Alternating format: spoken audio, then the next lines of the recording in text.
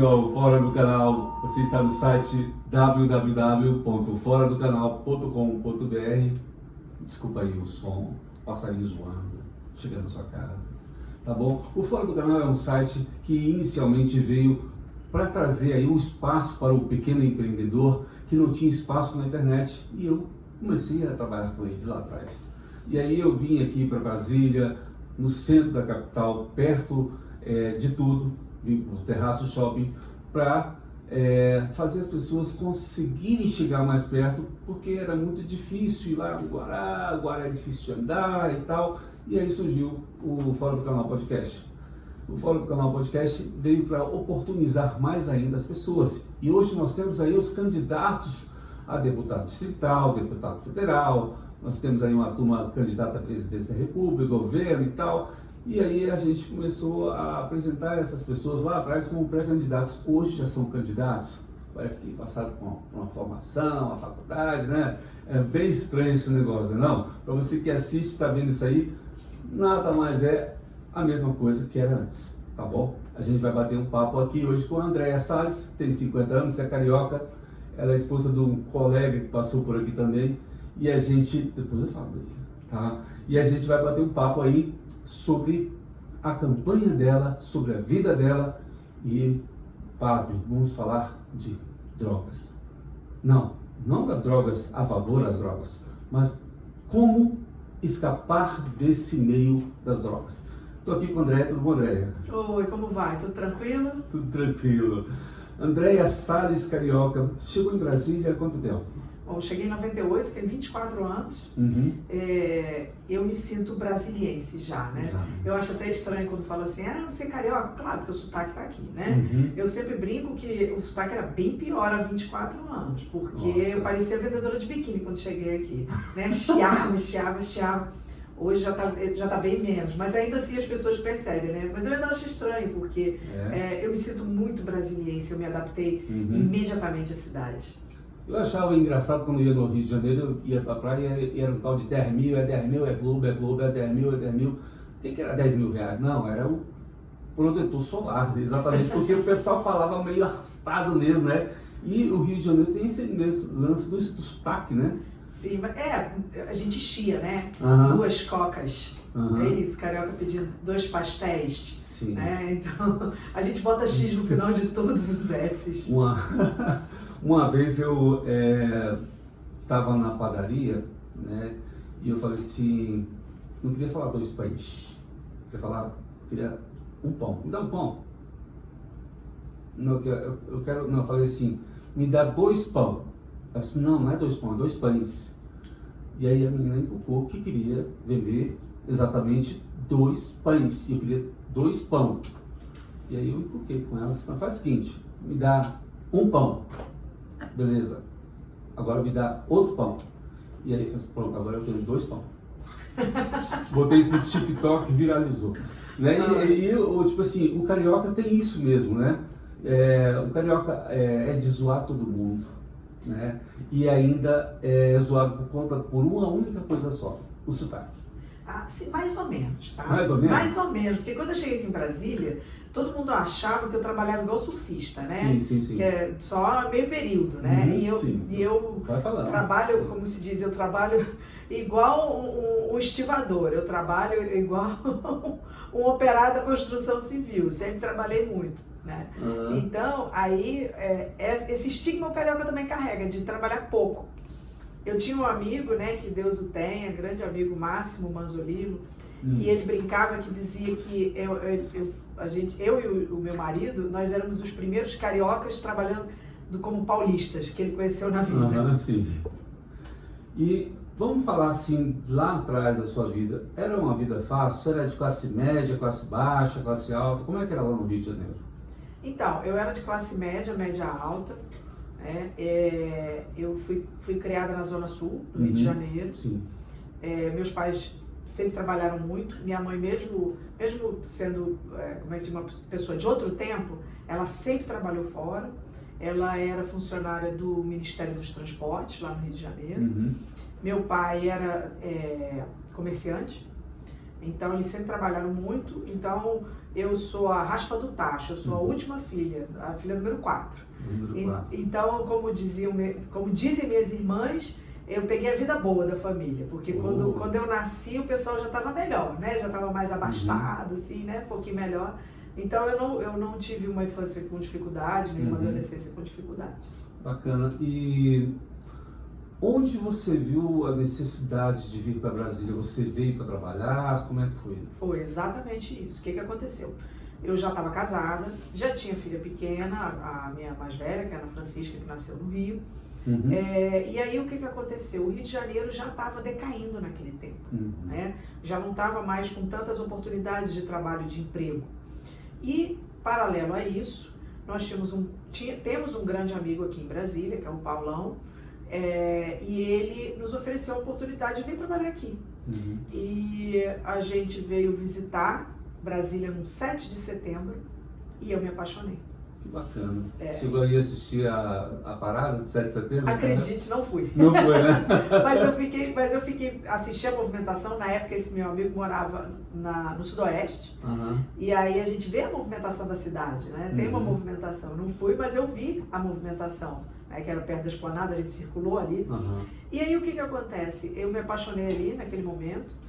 E um mês depois, o meu marido já recebeu uma proposta de trabalho aqui em Brasília. E aí ele veio, ele veio em outubro, e em novembro eu vim para procurar um lugar para a gente morar, porque já era decidido que a família inteira ia mudar para cá, mas eu não tinha emprego ainda.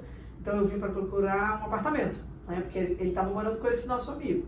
E aí o que aconteceu? Eu vim para ficar uma semana aqui procurando apartamento. Aí eu fiquei assim, no 5º dia de eu procurando apartamento, já tinha mais ou menos achado onde a gente queria morar, a gente tinha escolhido a Asa Sul. A Asa Sul é a cara do carioca, né?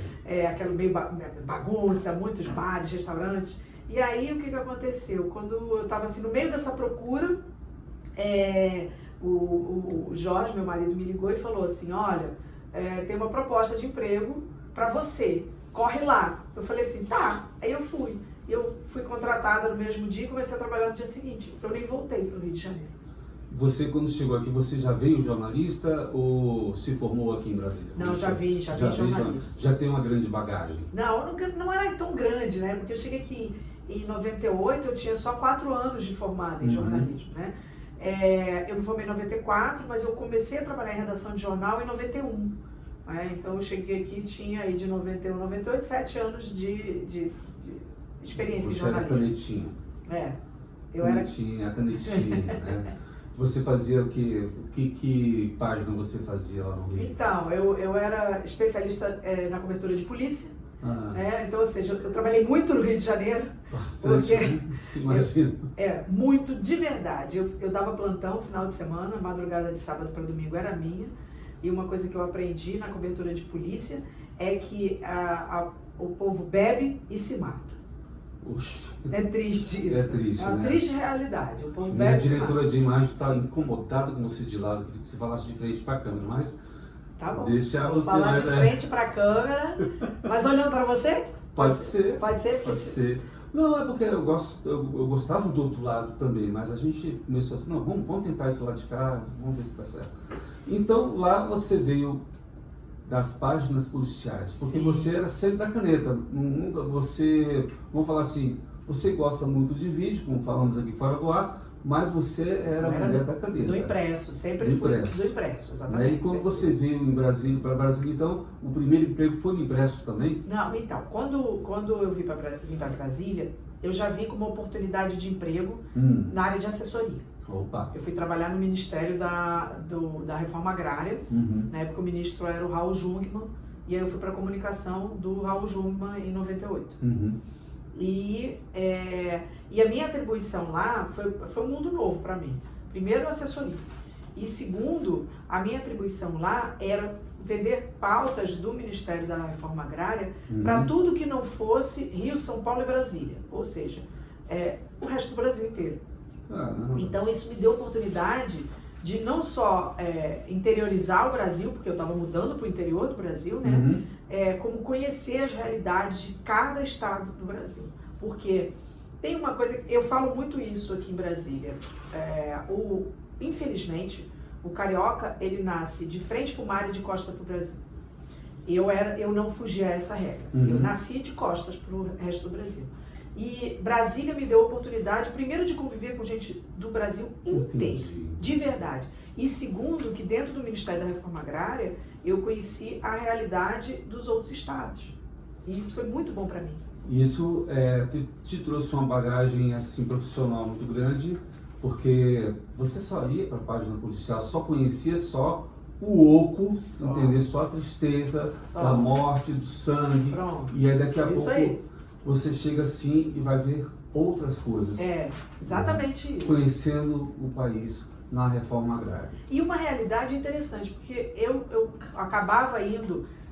isso acontece muito quando você trabalha no departamento de comunicação de ministério, né? Às vezes tinha alguns probleminhas com os sem terra e tal, e alguém tinha que fazer a ata.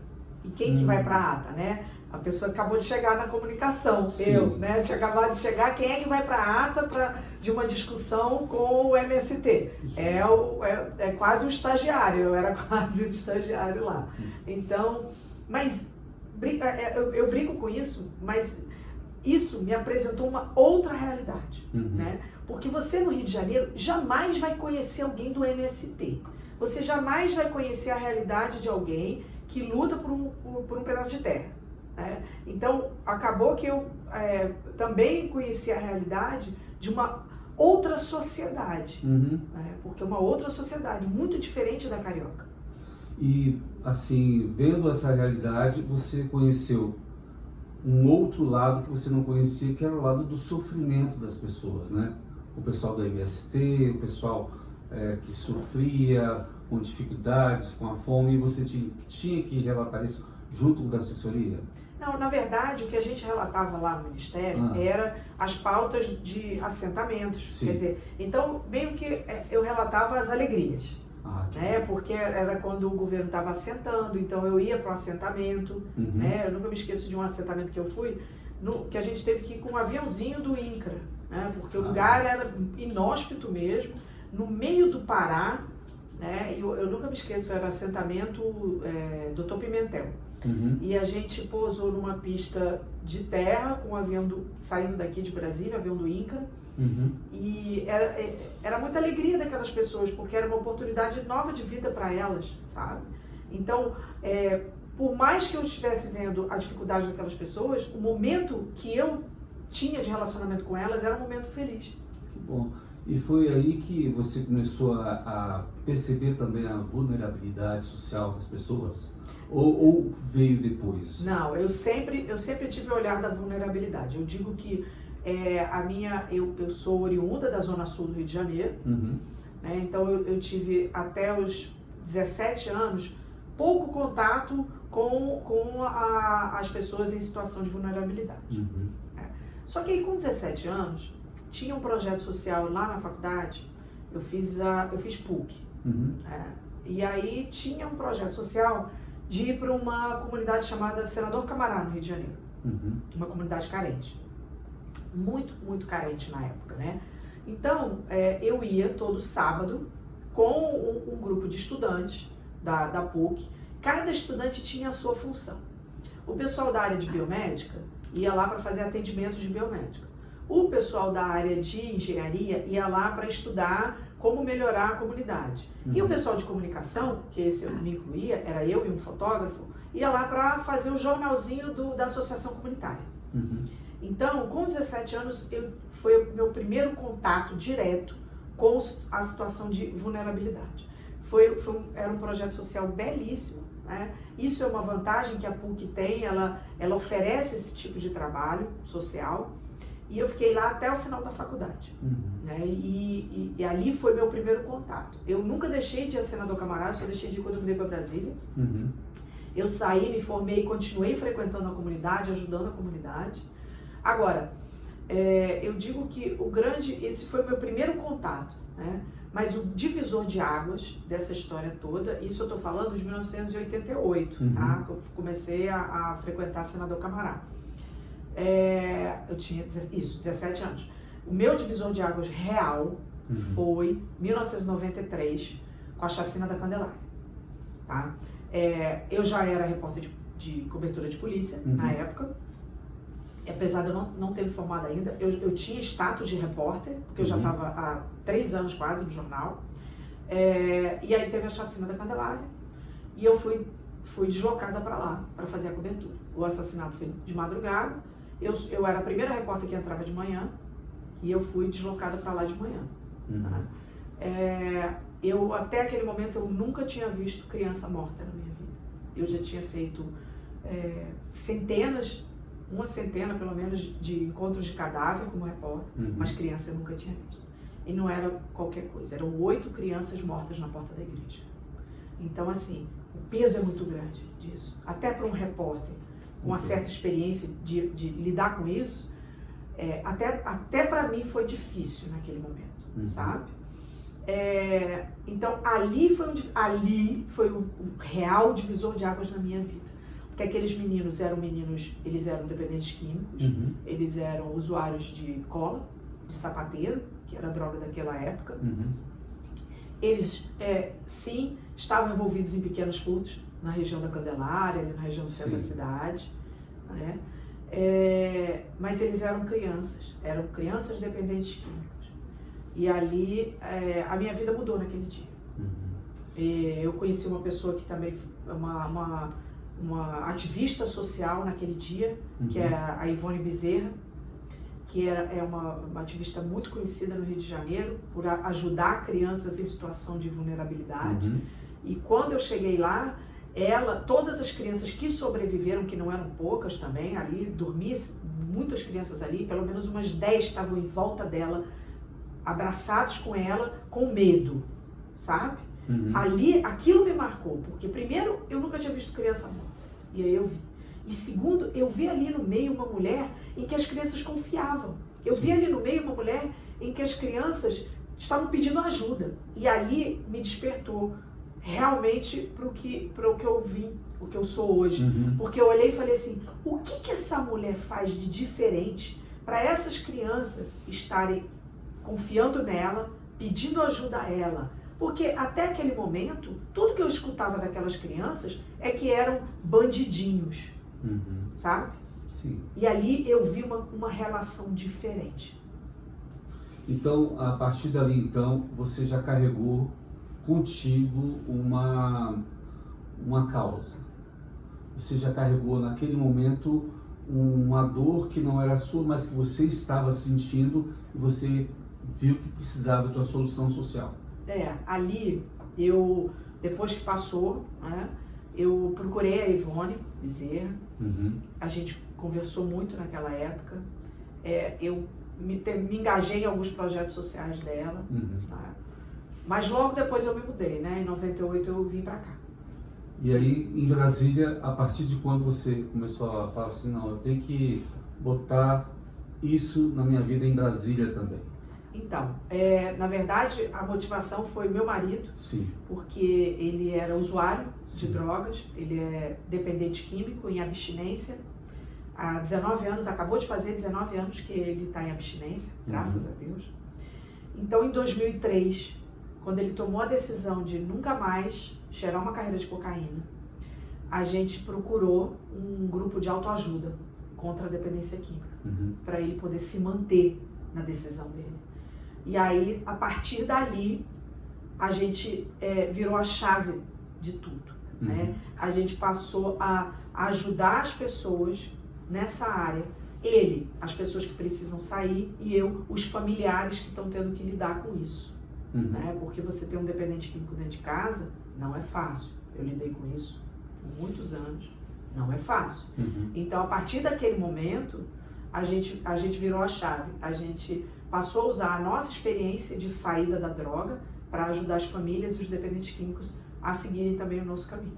Bacana, porque você, com a sua experiência, você carregou aí a ideia de chegar a levar a solução. Porque muita gente que está nas drogas ou na bebida porque tem alguma vulnerabilidade familiar. Não é porque quer, mas às vezes é jogado a oportunidade, parece que a pessoa acha que aquilo ali é a vida, né? O que acontece? A vulnerabilidade, na verdade, é pessoal. É pessoal. É pessoal, né? Ah, tem questões familiares? Tem. Mas olha, eu fiz nos últimos 19 anos uma média de atendimento, né, de acolhimento de mais ou menos 500 famílias por ano, nos últimos 19 anos. E aí, sempre acontece aquele caso da família chegar com muita culpa, ou o dependente químico chegar botando a culpa na família. Sim. Eu sempre falo a mesma coisa. Eu reúno a família e falo assim, você deu droga pro teu filho? Ou pro teu marido? Não dei. Eu falei assim, então, ó, primeira coisa, você não é culpado de nada. Ele foi procurar a droga. Então, vamos separar as coisas. Aí, eu sempre pergunto pro dependente químico, olha, você está aqui botando a culpa na sua mãe, né? É uma coisa até freudiana, né, gente? Todo mundo bota a culpa na mãe, né? Então, assim, não é uma característica só do dependente químico, tá? Todo mundo bota a culpa na mãe. Então, o dependente químico muitas vezes bota a culpa na mãe. E eu sempre trago o olhar dizendo assim, olha só, por que você tá, ah, minha mãe não me amou, ah, minha mãe não me deu o que eu precisava, o que eu queria. E aí eu sempre trago aquele olhar assim, mas vem cá, olha só, será que a sua mãe podia lhe dar o que você queria? Será que ela tinha condições de lhe dar o que você queria? Será que ela era não só financeiramente, mas psicologicamente capaz de te amar do jeito que você queria? E outra coisa, não é arrogante da sua parte querer que a sua mãe te ame exatamente do jeito que você quer? Então, vamos com calma, né? Então, eu sempre trago esses olhares com muito amor, muito carinho, mas sempre de forma incisiva. Por quê? Porque as coisas precisam ser separadas. A família é um grande pilar para a pessoa sair da dependência química. E eu sempre digo, se não deu droga para o familiar, se não ofereceu droga para o familiar, não tem culpa. Mas pode ajudar na saída? Pode ajudar sim na saída. Com certeza a família é o grande pilar para o dependente químico parar de usar para sempre. É porque muitas vezes assim, quem é que procura a sociedade ou quem é que procura o socorro? Muitas vezes eles não procuram, né? Vocês é que acham esse socorro para essas pessoas, né? Na verdade, a minha forma de agir é o seguinte, a pessoa precisa pedir ajuda. Sim. Tá? Eu acredito que a internação involuntária ou compulsória, elas só funcionam em duas situações. Ou quando a pessoa está atentando contra a própria vida, ou seja, pode se matar, ou quando a pessoa está atentando contra a vida de outro, ou pode matar alguém. Então, tirando essas duas situações, eu não acho que a internação involuntária e a internação compulsória são eficazes. Não acho.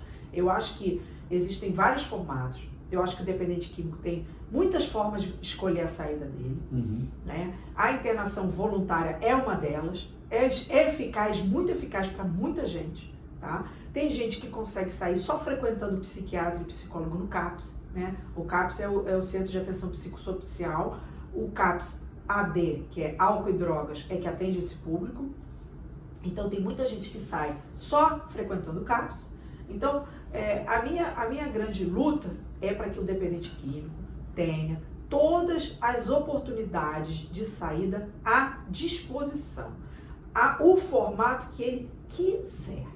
Tá? Então, porque eu acredito que quando o dependente químico toma a decisão de sair, tem que estar todo mundo pronto para ajudar.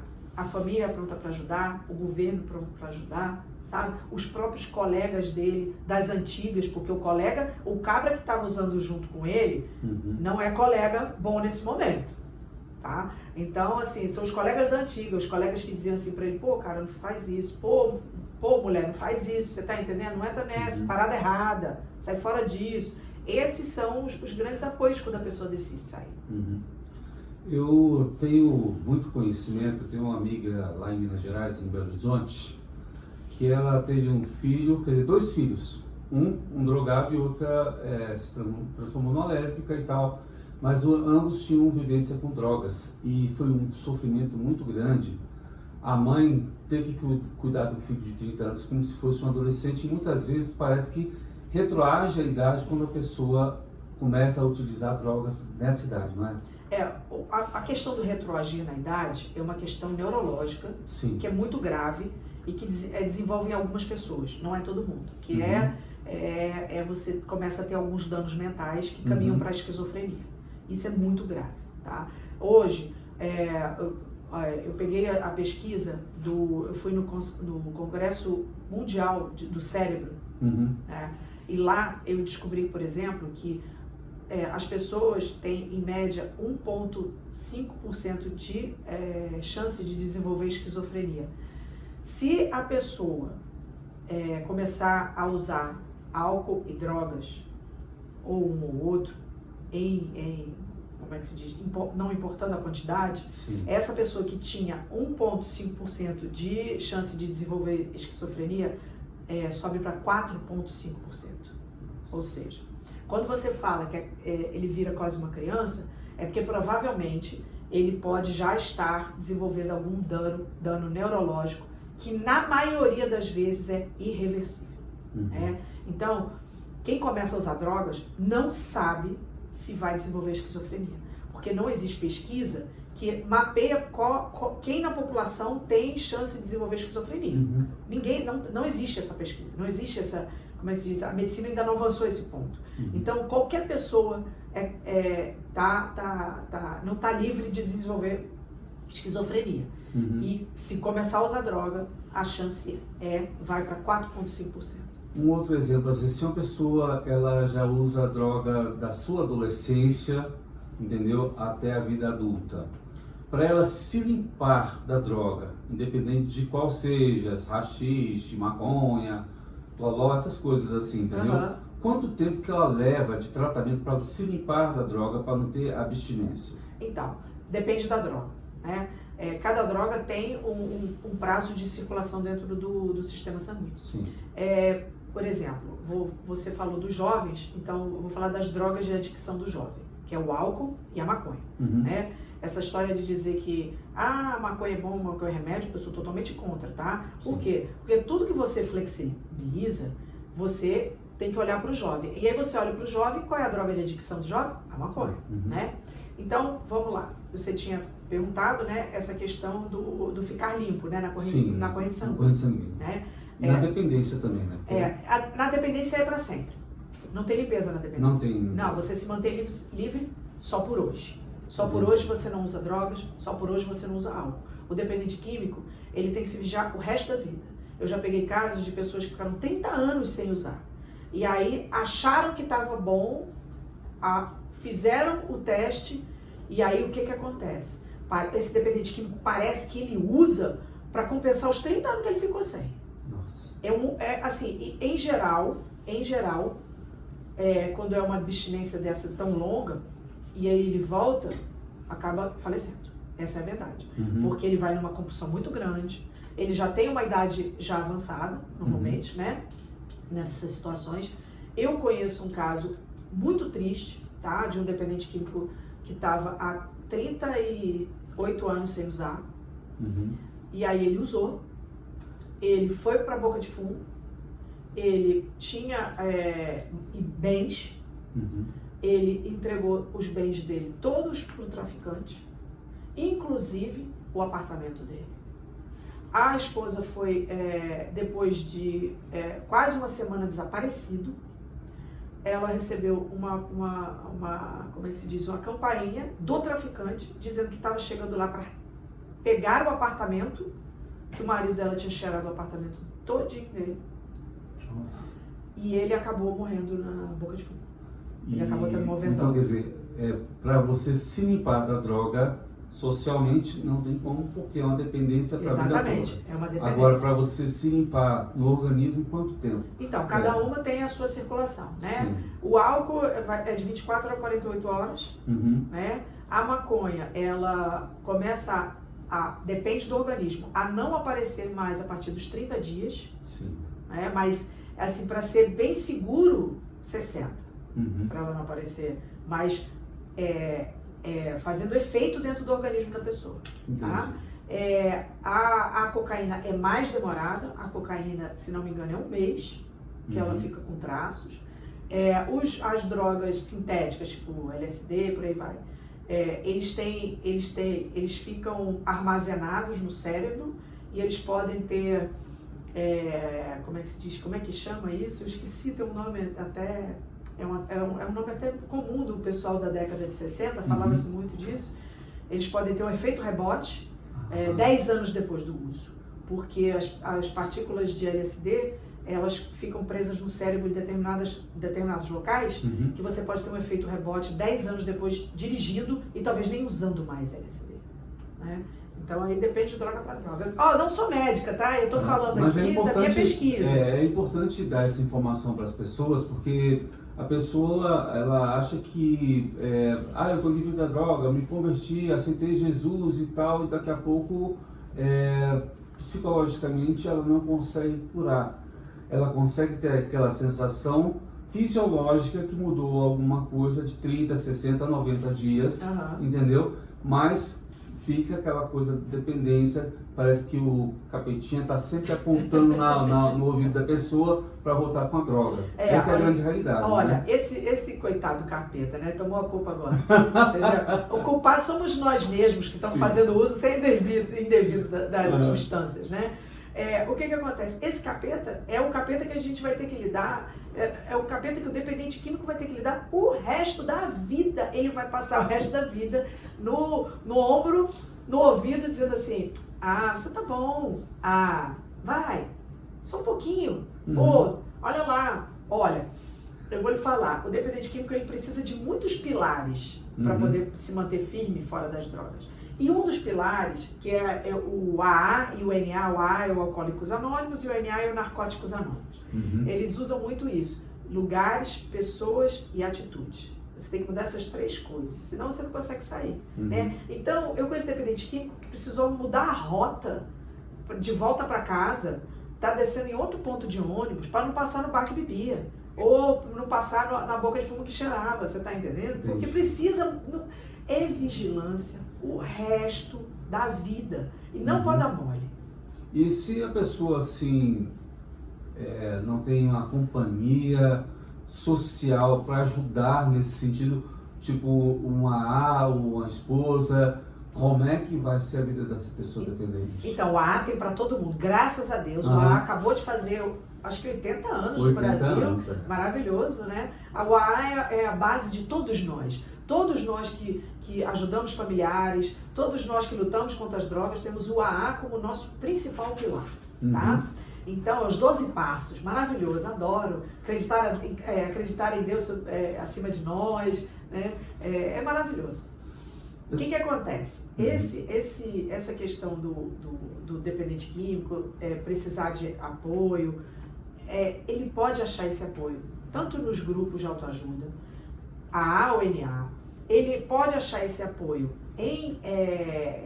da igreja que ele frequenta, porque seja evangélica, seja espírita, seja católica, seja neopentecostal, não importa, tá? Todos têm apoio contra a dependência química, todos. Eu já vi em todas as igrejas. Então, ele pode procurar na igreja que ele frequenta, os grupos de autoajuda. Ele pode, se tem a esposa, é bom que a esposa frequente junto, é importante, família, é importante, tá? O dependente químico frequenta os grupos de dependentes e a família frequenta os grupos de família, porque a família também tem uma doença que é muito perigosa, chama codependência, porque ela adoece por conta da doença do outro, né? Então, assim, a família também precisa se tratar. Eu sou familiar de dependente químico, eu me tratei, eu sou codependente. Em abstinência. Nossa. Graças a Deus tem abstinência, porque a codependência é muito ruim. Eu conheço mães que dormiam de roupa, calçada e com a pochete. Já esperando o momento para socorrer. Isso eu digo que é o auge da codependência, o máximo da codependência. Eu já conheci mãe que pagava a droga. Eu já conheci mãe que ia na boca de fumo comprar para o filho. Isso é doença. Isso é codependência. Então, precisa se tratar. Então, assim, o dependente químico não está sozinho. E aí ele tem, além de tudo isso que eu falei, ele tem o CAPS, né? O CAPS tem psicólogo, o CAPS tem psiquiatra, o CAPS tem grupo de autoajuda de dependente químico. Então, assim, basta querer. André, eu vou falar aqui do Distrito Federal, não conheço o resto do Brasil, tem muita gente assistindo a gente fora de Brasília. A pergunta é a seguinte, o governo pouco tem investido na ação, não na ação social, mas no concurso e no preparo para as pessoas serem darem atendimento a esse dependente. Tipo assim, não tem concurso para psicólogo, não tem concurso para psiquiatra. A classe que tem menos concurso público é a que tem mais demanda para dar atendimento. Como é que você vê isso aí? Olha, você tocou num dos pontos que estão na minha proposta de trabalho como candidato. Precisa fazer concurso público para a saúde mental. Vou te falar o que está acontecendo hoje nos CAPs, tá? É muito triste isso que eu vou falar aqui. Não tem profissional suficiente. Os profissionais estão sobrecarregados. E aí chama o profissional que fez o concurso da saúde, o último, né? Para ir para o CAPs. Aí o cara tá fresquinho, ele tem que passar 2 anos lá dentro do CAPs fazendo o trabalho dele, não é verdade? Aí o que acontece? Aí os profissionais que já estão lá dentro do CAPs, o povo do velho de guerra, né? Treina aquele profissional, e aí daqui a pouco, 2 anos depois, quando o profissional está pronto para atender o dependente químico, pronto para atender a família, ele recebe uma proposta da UBS. Lá na UBS tem um adicional de 10% do salário dele. O que ele faz? Vai para o UBS. Então, concurso público para saúde mental. Por quê? Porque nós que lutamos contra a dependência química e para ajudar os dependentes químicos e as famílias, a gente quer, dentro dos CAPs, as pessoas que amem a saúde mental.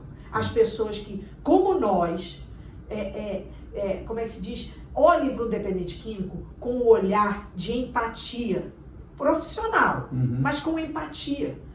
E outra coisa, o profissional do CAPs, por que ele não tem os 10% da UBS? Se ele é um trabalho que agora na pandemia, todo mundo descobriu que é nevrálgico. Porque como é que ficou a saúde mental de todo mundo na pandemia? Um lixo.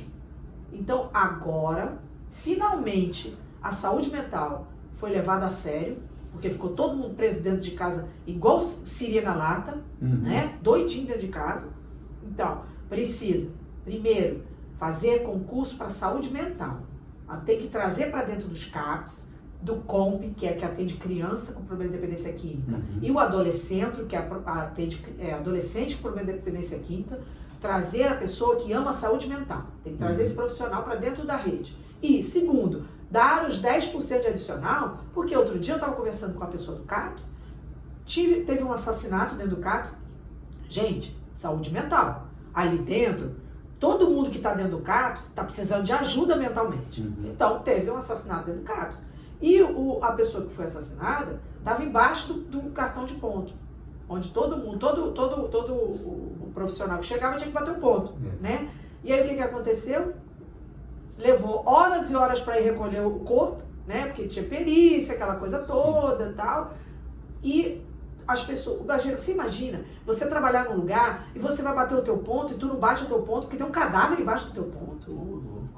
Gente, então assim, a saúde mental, com a pandemia, nunca teve tão em voga. Então a gente precisa aproveitar esse momento para colocar profissionais lá dentro. Porque a gente reclama do dependente químico na Cracolândia, a gente reclama do dependente químico no meio da rua, mas a gente não reclama que aquela pessoa não está recebendo o atendimento adequado porque a saúde mental não está conseguindo atender. Eu pergunto assim para você acha que poderia voltar dentro do Centro de Saúde ter o concurso específico para o assistente social? Ou a gente vai correr sempre esse risco de alguém estar na assistência social e para ganhar um pouquinho mais, ele vai lá para o centro de saúde? Não, isso vai acontecer. Isso vai acontecer, tá? Então a gente precisa também que o profissional dos CAPs com o adolescente receba os 10% da UBS. Porque aquele profissional também tem que ser valorizado. Sim. Por que não recebe? Eu não sei por quê. Porque tá faltando, uma demanda muito grande de pessoas que estão sofrendo psicologicamente, socialmente, e parece, igual você falou, estava igual o Siri dentro da lata, dentro de casa, e tipo assim, as pessoas estão saindo doentes psicologicamente de casa. Exatamente. E a pandemia, ela atrapalhou a vida das pessoas. Pois é, você sabe que aumentou o índice de dependência química absurdamente. Absurdo. A pessoa está em casa, trancada dentro de casa, bebeu todas. Então, assim, o alcoolismo aumentou, o nível de pessoas pedindo ajuda por conta de familiar com um problema de alcoolismo depois da pandemia, comigo, foi assustador.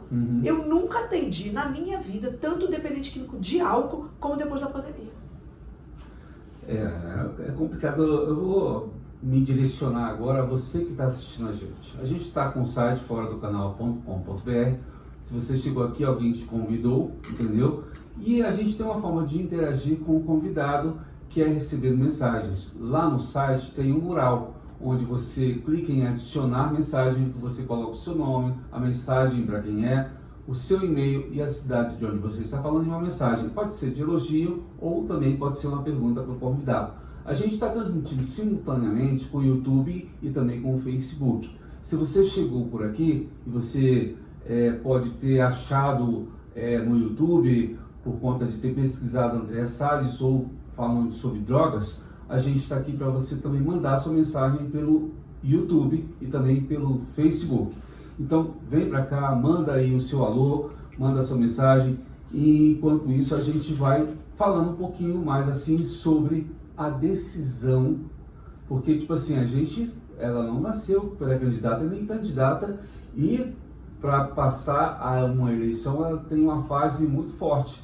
E como é que eu pergunto, como é que foi a decisão para você chegar assim e tentar um cargo eletivo? Você já tentou anteriormente? Você tem alguma experiência? Como é que veio essa ideia? Então, eu nunca tentei, essa é a minha primeira tentativa, né? E aí, o que aconteceu? Eu entrei em 2003, né, nos grupos de autoajuda, comecei a ajudar as famílias, a me ajudar, né, porque eu também sou codependente, também estou me tratando, eu ajudo os outros e isso me ajuda. Meu marido a mesma coisa, com os dependentes químicos. E o que aconteceu? Naquela época, isso foi 2014, não tinha WhatsApp. Sim. E aí a gente tinha, no grupo de autoajuda que eu participava, a gente tinha um grupo de e-mail, né? E aí, era uma segunda-feira, 9 horas da manhã, eu estava terminando de me arrumar para ir para o trabalho, olhei, abri minha caixa de e-mail antes de sair, aí eu olhei, tinha um e-mail lá de um participante do grupo e falou assim: gente, estão legalizando a maconha hoje no Senado. Quem pode ir para lá? Eu fiquei louca. Isso foi em 2014. O projeto de lei que estava tramitando era a SUG 8. E aí o que aconteceu? A SUG 8 legalizava o uso recreativo, tido como recreativo, tá? Porque eu sempre falo, recreio pra mim era outra coisa. Era esporte, era comer mirabel, era tomar suco, né? Não tem nada de recreativo em maconha. Então, tava lá, isso na SUG 8. E aí o que aconteceu? Eu olhei aquilo e falei, meu Deus, liguei no meu trabalho, falei, gente, olha só, não vai dar para eu ir hoje não, tudo bem? E aí, não, tudo bem, a gente segura, eu falei, vou ter que ir lá pro Senado. Eu nunca tinha pisado no Congresso Nacional até 2014, na minha vida. E ó, eu tava aqui desde 98, né? Nunca tinha pisado lá, não sabia por onde entrava, nada e tal. Aí cheguei na recepção, falei assim, para onde a senhora vai? Eu falei assim, eu quero assistir, eu quero ir ver uma audiência pública da maconha. Eu nem sabia. Aí eu lembro da recepcionista olhar pra minha cara assim, do tipo, meu Deus do céu. Aí na hora que ela procurou, ela achou no computador e ela regalou o olho assim. Ela fez assim pro computador, do tipo assim, meu Deus, ela não é louca. Isso tá acontecendo aqui dentro. Aí ela, tá, e me deu o adesivo, me explicou onde era. Me perdi, fui parar lá no plenário, voltei, não era numa comissão. Aí entrei, sentei lá atrás, eu não sabia protocolo de Senado, não sabia nada. Cheguei lá, sentei na última fileira e fiquei escutando. Quando eu vi aquilo, hoje eu tenho um entendimento que estava tudo armado para legalizar. Porque todo mundo da plateia era a favor. Todo mundo sentado lá, junto com o senador, na bancada, era a favor. Eu olhei aquilo e aquilo foi me incomodando. Eu não entendia Senado, não entendia nada. E aquela conversa de que maconha é bom, que maconha faz bem, aquilo foi me incomodando. Lá pelas tantas, isso era umas 10h30 da manhã, eu levantei o braço lá de trás. Eu não sabia que isso era proibido no Senado, né? O Senado é cheio de protocolos, né? Como eu não sabia, eu fui lá e levantei o braço. Levantei e falei, senador, eu quero falar. Aí todo mundo olhou pra minha cara, do tipo assim, quem é esse alienígena que no Senado tá pedindo a palavra na plateia? Vai ser expulso, né? Porque quando acontece essas coisas no Senado, sim, a pessoa é retirada. Eu acho que o senador ficou com medo, olhou pra mim, fez uma carinha assim, virou e falou assim, quem é a senhora? E eu com o braço levantado, né? E eu virei e falei assim, meu Deus do céu, quem sou eu? Porque eu nem sabia quem eu era. A única coisa que eu queria naquele momento é parar aquilo que estava acontecendo ali. Uhum. Aí eu pensei e falei assim, eu sou representante de familiares de dependentes químicos e dependentes químicos que estão em sobriedade e tentando se ficar livre das drogas. Aí o senador olhou pra minha cara, aí ele falou assim, ele deve ter pensado assim, essa maluca vai arrumar problema pra mim. Aí ele falou assim, pode ir lá, bota ela na fila pra falar, na lista. Olha, isso era 10 horas da manhã. Eu fui falar, era 2 horas da tarde. Morta de fome. Gente, você conseguiu falar? Consegui, foi a última a falar, porque ele botou por último, óbvio, né? Sim, sim. Eu fui falar 2 horas da tarde, morta de fome, mas eu falei. E a minha sorte é que como eu já nessa época, em 2014, eu já era coordenadora do grupo, que eu entrei em 2003, eu em 2014 eu já coordenava o grupo, então eu tinha todas as estatísticas comigo. E aí eu falei estatística por estatística para ele, olha, são tantas pessoas que entraram para a maconha, a faixa etária é essa, olha, nessas horas a melhor coisa que existe no mundo é a estatística, né? Uhum. Aí o que aconteceu? Ele terminou tudo, aí ele falou assim, terão outras audiências, a senhora quer participar? Eu falei, claro, quero participar. E aí pronto. Aí o que aconteceu na audiência seguinte? Eu também não sabia que não podia fazer manifestação dentro do Senado. Uhum. Aí o que eu fiz? Juntei o grupo de autoajuda, pais de dependentes químicos em abstinência e botei todo mundo lá com camiseta, cartaz fazendo arruaça dentro do Senado. Pois eu não sabia que era proibido, fui lá e fiz. E aí começou a minha vida dentro dessa questão de mexer para que as leis que não atrapalhem a sociedade com relação às drogas, porque para mim, liberar droga é atrapalhar a sociedade, uhum, é impactar diretamente em criança e adolescente, porque uma droga como maconha, o primeiro que vai usar é o menor de idade, uhum, né? E aí a pessoa diz, mas tem que fiscalizar, mas tem que policiar. Gente, já não está acontecendo com álcool. Já não está acontecendo com cigarro. Vai acontecer com a maconha por causa de quê, gente? Por favor, né? Estamos no Brasil. Não tentem me fazer de boba, porque eu não sou boba. Mas assim, o brasileiro, ele está sendo feito de boba. Quando você chega assim e um político propõe uma audiência pública e só quem fala é a mesa dos políticos, não é audiência pública. Porque o político tem que ouvir também o cidadão, e quando você fala isso, eu trabalho numa casa legislativa, eu me incomodo muito quando não dou espaço para a pessoa falar. E tem mais. Sabe quando é que estava acontecendo essas audiências? 2014, julho, Copa do Mundo, segunda-feira, 9 da manhã. Quem é que ia ver isso? Só eu lá, bestada. Mas o que aconteceu, né? Depois que eu fiz a confusão lá, quase saindo todo mundo preso de lá, porque não pode fazer isso, né? E olha, eu vou lhe falar uma coisa, que a gente só não foi preso naquele dia, porque tinha uma mãe que tinha levado um pedaço de jornal, em que aquele senador, quando era governador, ele estava num evento no Teatro Nacional, uhum, em que tinha uma criança naquele evento, abraçada com ele, fazendo atividades lúdicas, né, de teatro lá, com ele, estava na matéria, e aquela criança, naquele dia, estava dormindo na Cracolândia. E aí, essa mãe pegou, levantou o jornal e falou assim, senador, tá vendo a senhora aqui nessa foto com essa criança aqui? Então, senador, essa criança hoje tem, eu não lembro, na época, 20 e tantos anos, e ela é usuária de crack, eu não a vejo há 2 anos, porque ela está dormindo nas Cracolândias do Distrito Federal. Acabou.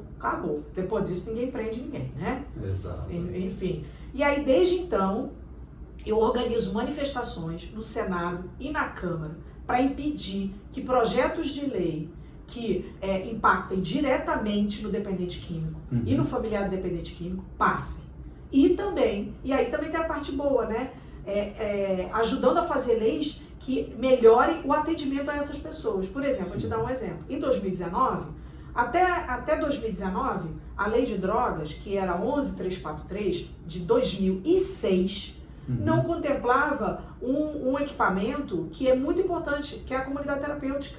Não estava na lei de drogas, uhum, porque era muito velha a lei de drogas. Então, o que aconteceu? A gente batalhou em 2019, todos os movimentos sociais de luta contra as drogas se juntou em 2019.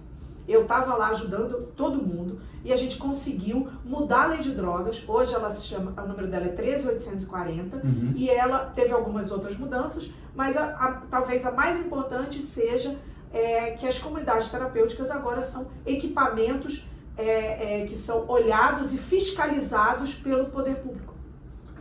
E abrem vagas para vagas do governo. Hoje elas podem receber verba do governo para atender o dependente químico que está ou em situação de rua ou de uma comunidade carente.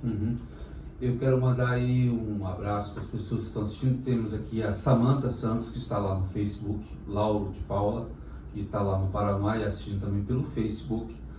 Mandar um abraço para o pessoal que está acompanhando a gente também aqui no nosso site. Obrigado mesmo, gente. É importante a gente ver que aqui está dando voz às pessoas e as pessoas estão sendo assistidas. Eu quero mandar um abraço para a turma que está lá no YouTube também, tá aqui mandando mensagens. Daqui a pouco eu mostro aqui para a Andréia. E a gente tem que dar ouvido às pessoas. Tem que dar ouvido às pessoas porque, tipo assim, eu digo hoje que o legislador, que é o deputado, o senador, ele não tem só que fazer lei e fiscalizar lei, ele tem que ouvir a população. Porque ouvindo a população, você escuta a dor da pessoa e a necessidade da família. A família brasileira hoje tem muita facilidade com as drogas, né? E a gente quer dificultar ao máximo a proliferação, que é uma doença mundial. Eu estou aqui com a Andréia Salles, né, que trabalha assim com o amparo dos químicos, dos dependentes químicos e da família. Ela é pré-candidata a deputada distrital. A gente torce muito para que essas pessoas que estão batalhando... Candidata. Hã? Candidata. É candidata, falei o quê? Pré. É verdade, agora já é candidata. Mas é porque começou ontem, tá? É porque começou ontem, desculpa, tá, gente? Mas vamos atualizar, porque isso aqui vai estar na reprise e as pessoas vão ver várias vezes. Ela é candidata a deputada distrital, ela é do PSD, número 55055, fácil de decorar. Ela tem suas redes sociais e a gente vai passar daqui a pouquinho.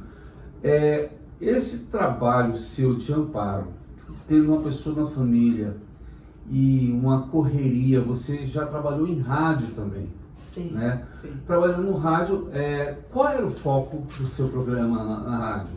Então, o programa era um programa de jornalismo, ele está suspenso porque um candidato não pode, como é que se diz, liderar um programa de rádio. Então, sim, eu tive que me afastar do programa de rádio, mas era um programa de jornalismo. E esse programa, eu tinha um quadro em que eu recebia, né, mensagens dos ouvintes com dúvidas sobre drogas. Familiar que tem um problema dentro de casa, seja menor, seja maior de idade, dependente químico que ligava para perguntar sobre a situação que está passando, eventualmente, né? Então, esse programa, eu já faço esse programa desde 2017, né? E é muito interessante, porque a maioria, eu tava revendo os programas outro dia, e a maioria é gente com problema com menor de idade dentro de casa, né?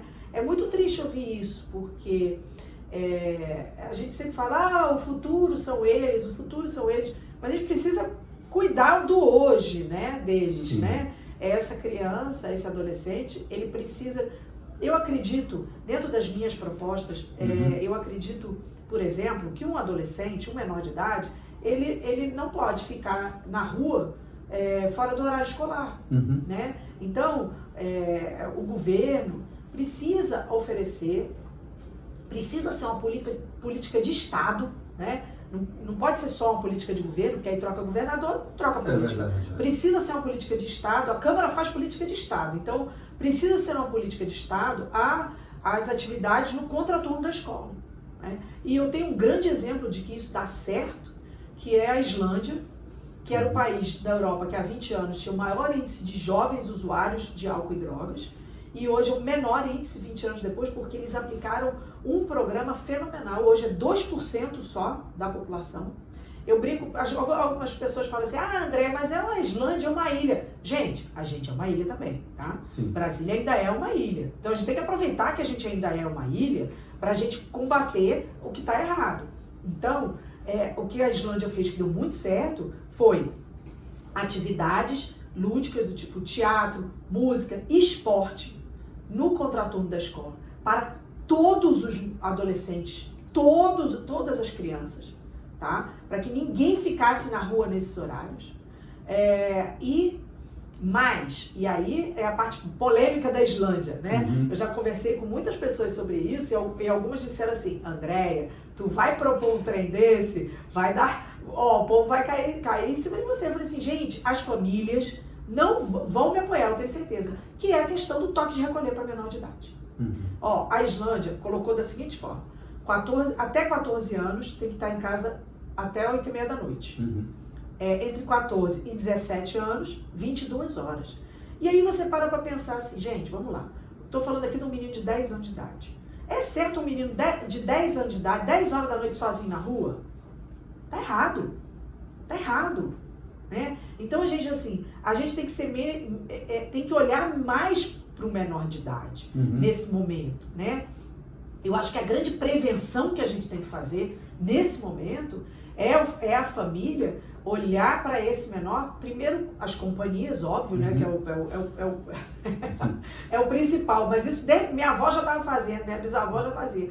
E não afrouxar a questão da atividade noturna. Por quê?